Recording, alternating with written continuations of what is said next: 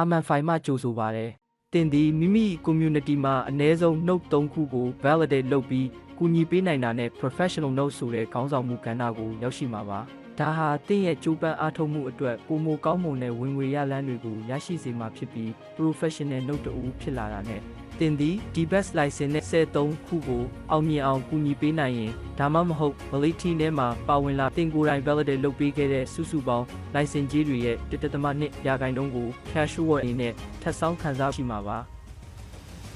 10ရာခိုင်နှုန်းခန့်အထိရရှိမှာဖြစ်ပါတယ်။တင်သည် D-Best license နဲ့ note ပေါင်း73ခုကိုအောင်မြင်အောင်ကူညီပေးနိုင်ရင်ဒါမှမဟုတ် e-list ထဲမှာပါဝင်လာပြီဆိုရင်တင်ကိုယ်တိုင် validate လုပ်ပေးခဲ့တဲ့စုစုပေါင်း license ကြီးတွေရဲ့1.2ရာခိုင်နှုန်းကို cash reward အနေနဲ့ထပ်ဆောင်းခံစား권ရှိမှာပါ။တင်မှန်ပိုးပေးထားတဲ့အဖွဲ့ဝင် note ပေါင်း100ပြည့်သွားတဲ့အခါမှာတော့ဒီခံစား권ဟာ1.8ရာခိုင်နှုန်းခန့်အထိတိုးတက်လာမှာဖြစ်ပါတယ်။ဒါအပြင်အဖွဲ့ဝင်တစ်တွေထပ်မံတိုးပွားလာတာနဲ့အမျှ note ပေါင်း50နဲ့အထက်ကို validate လုပ်ပြီးကူညီပေးနိုင်တဲ့ Arman 5 validator တွေအတွက် validation fees ကို license ကြီးစုစုပေါင်းရဲ့3.2ရာခိုင်နှုန်းအထိထပ်ဆောင်းခံစား권ပေးသွားမှာဖြစ်ပါတယ်။အကယ်၍ note ပေါင်း1000ကျော်သွားရင်တော့8ရာခိုင်နှုန်းဝန်းကျင်အထိအဆင့်ဆင့်တိုးတက်ရရှိမှာဖြစ်ပါတယ်။ Arman 5မှကြိုဆိုပါတယ်။ကျွန်တော်တို့နဲ့အတူအခုပဲလက်တွဲလိုက်ပါ။အသေးစိတ်ကို info@arman.finance မှာဆက်သွယ်နိုင်ပါတယ်။